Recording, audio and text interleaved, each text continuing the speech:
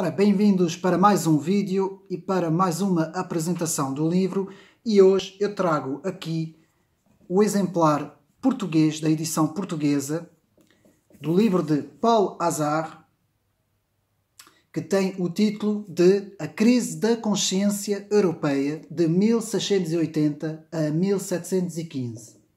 A Crise da Consciência Europeia de 1680 a 1715. Pois bem, esta é, portanto, a edição portuguesa da editora Empresa da Universidade de Lisboa e que nos brinda com este exemplar, um calhamaço de 500 páginas em português, de que já tinha feito a apresentação do livro na versão francesa. Podem ir aos vídeos do Ocidentenário e está lá a versão da edição francesa. La crise de la conscience européenne de Paul Hazard, a crise da consciência europeia de Paulo Hazard. Porquê novamente apresentar o livro e porque a importância de apresentar esta obra? Pois bem, esta obra é de fundamental importância para compreender a história e a evolução do pensamento da história das ideias da Europa. E, como diz a frase mais conhecida do autor Paul Hazard, que nos diz o seguinte: os franceses até 1680 pensavam como Jean-Jacques Bossuet. A partir dessa data, os franceses começaram a pensar como Voltaire. Portanto, esta é a grande frase da obra de Paul Hazard, A Crise da Consciência Europeia, que nos diz e que nos fala de que houve uma transformação entre o pensamento antes de 1680, portanto estamos a falar no século XVII, para o século XVIII. Portanto, até ao século XVII, a França e a Europa pensam de uma forma. A partir do século XVII para a frente, a França e a Europa começam a pensar de outra forma. Pois bem, o que nos diz o trabalho? Publicado em 1935, A Crise da Consciência Europeia, 1680-1715, resultou de cerca de 30 anos de trabalho monográficos e contactos diretos com as investigações histórico-literárias francesas, inglesas, italianas, alemãs, espanholas, portuguesas, norte-americanas e brasileiras. Nesta obra, Paul Hazard analisa o período que irá dar origem ao iluminismo e que marca uma transição da obediência à autoridade institucional e da crença dogmática passa-se ao racionalismo. Portanto, da crença dogmática passa-se para o racionalismo, ao questionamento à liberdade individual. A transição em causa é descrita como uma crise. Trata-se da rejeição dos valores característicos do período clássico, a tradição, a estabilidade, a convenção e do confronto com a abertura intelectual trazida pelo desenvolvimento da ciência e do método científico. Portanto, personalidades como John Locke, Pierre Bayle, Spinoza e Richard Simon são alguns dos pioneiros nesta ruptura com a ordem instituída, a ordem do passado. O próprio Paul Hazard é pioneiro no seu campo, o da literatura comparada, método que usa para descrever não apenas o antagonismo entre teorias e ideias filosóficas, mas uma diferença no comportamento humano. Esta obra expõe vários dos fundamentos do pensamento e da sensibilidade contemporânea, parecendo importante trazê-la de novo ao contacto do público português. Portanto, reedita-se assim a obra de Paul Hazard, edição portuguesa de 1948, há muita esgotada, com tradução e notas de Oscar Lopes. Portanto, a importância de termos esta obra em casa e de analisarmos, porque é precisamente aqui que se dá a ruptura entre o pensamento religioso, cristão, neste caso monárquico, o pensamento das tradições, portanto, todo o pensamento que a Europa tinha, para um novo pensamento que vai dar a Fénelon e todos aqueles que vão abrir as portas para, portanto, a chamada Revolução de 1789 e do pensamento das luzes. Portanto, é muito importante percebermos esta obra que está aqui, porque se nós queremos perceber e analisar o nosso contexto atual, bem como toda a história que a Europa atravessou, como as três grandes revoluções de 1688, 1786 e 1789, 1776 e 1789, as três grandes revoluções, inglesa, francesa e americana, temos que perceber primeiro o que acontece, portanto, no início do século XVII e também irmos mais para trás para vermos o que sucede a partir do final da escolástica tardia, a escolástica tardia, onde aparece um nominalismo, que eu também já fiz um vídeo, meus amigos podem ir ver, e onde o nominalismo, que sai da escolástica e dos grandes debates das universidades, os grandes debates filosóficos e teológicos da Alta Idade Média, que vai preparar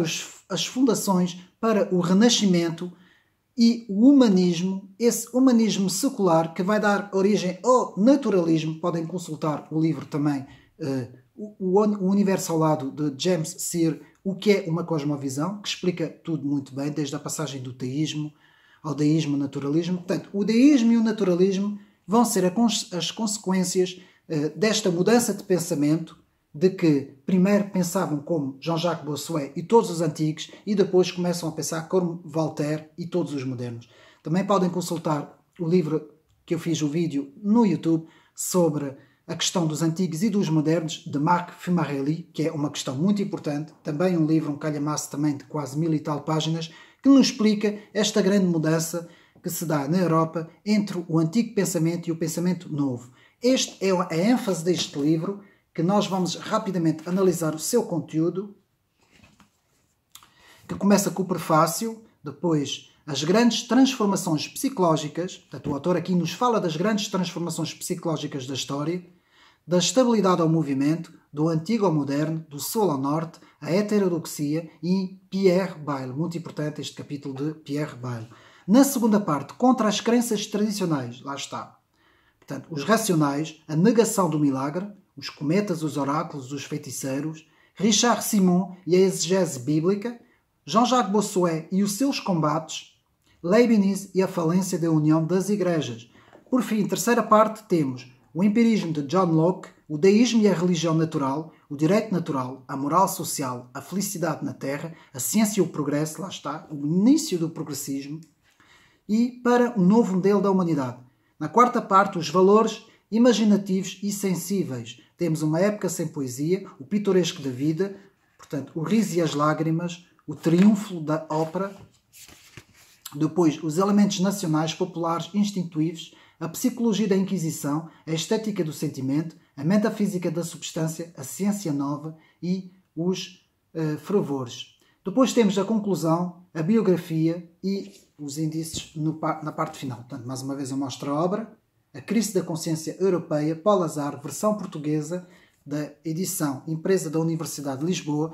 É preciso vermos aqui algumas passagens interessantes. Pierre Bayle, é muito importante analisarmos Pierre Bayle, os combates de Bossuet. Temos também a grande questão das viagens. O autor aqui nos explica a importância que vai ter as viagens, as narrativas contadas das viagens, portanto as narrativas épicas, não é, que nós temos nos descobrimentos.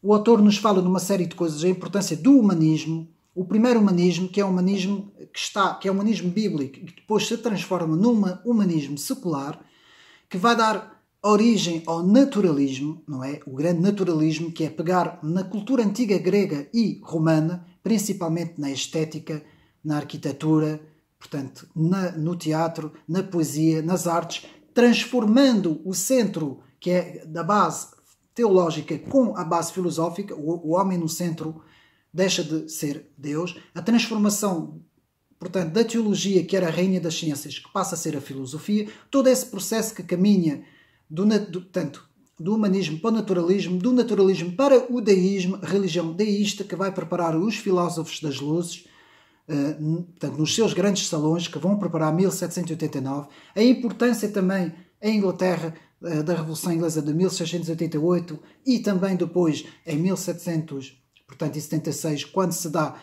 a independência dos Estados Unidos da América. Tudo isso está aqui, passa assim neste livro, que nos fala principalmente dos grandes autores modernos que vão revolucionar desde Descartes, a revolução científica com Newton, com Galileu, com todos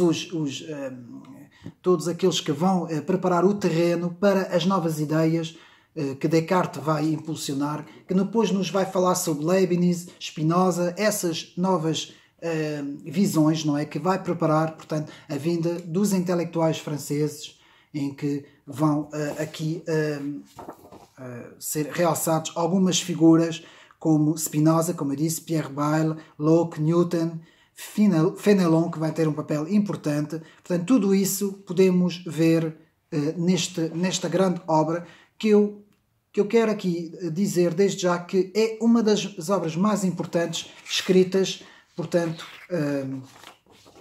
dentro deste contexto e para uma análise histórica, teológica, filosófica da história das ideias, portanto, a crise da consciência europeia, la crise de la conscience européenne, de Paul Hazard. E vou aqui indicar, por fim, para acabar o vídeo, aqui indicar 3 livros de apoio que nós podemos procurar, que eu já tinha indicado no livro com a versão francesa. Portanto, mais uma vez eu digo que é História das Instituições antes de 1789, muito importante este livro, História das Instituições antes de 1789, de François Saint-Bonnet, Yves Sassier. François Saint-Bonnet, Yves Sassier.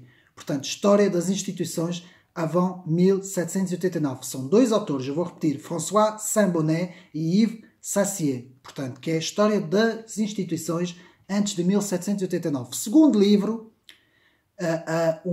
o convite para o progresso nas origens do pensamento totalitário. Portanto, no seu nome originário, em francês, L'invitation du progrès aux origines de la pensée totalitaire, 1680-1730, aqui o autor vai até 1730, e vou dizer em português, não é? O convite ao progresso nas origens do pensamento totalitário, de Frédéric Rouvillon. Frédéric Rouvillon. Portanto, 1680 e 1730, a época em que o autor analisa, também fala muito sobre a crise da consciência europeia de Paul Hazard. É um livro importantíssimo para entendermos este livro também de Paul Hazard. Por fim, terceiro livro para nos ajudar, o Itinerário do Historiador. Estudos sobre uma crise da inteligência. Vou repetir.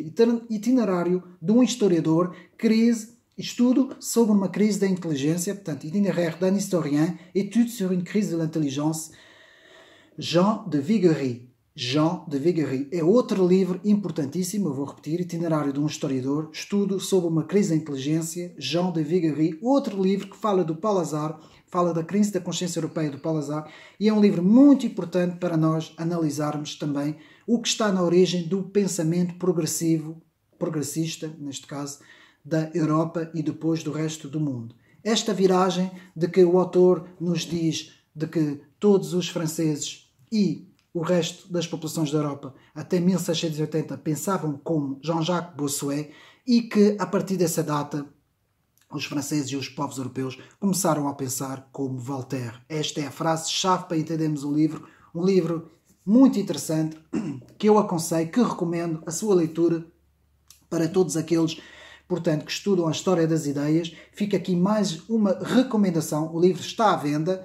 É um livro bastante grande, tem 500 páginas, está muito bem escrito e nos fornece muita informação a nível da história das ideias, também a nível da literatura, porque o autor era bastante, portanto, o autor é bastante versado na literatura, muito virado para a literatura também, e também para a filosofia e a história das ideias. Espero que tenham então gostado mais este vídeo e até uma próxima e um resto de boa tarde para todos.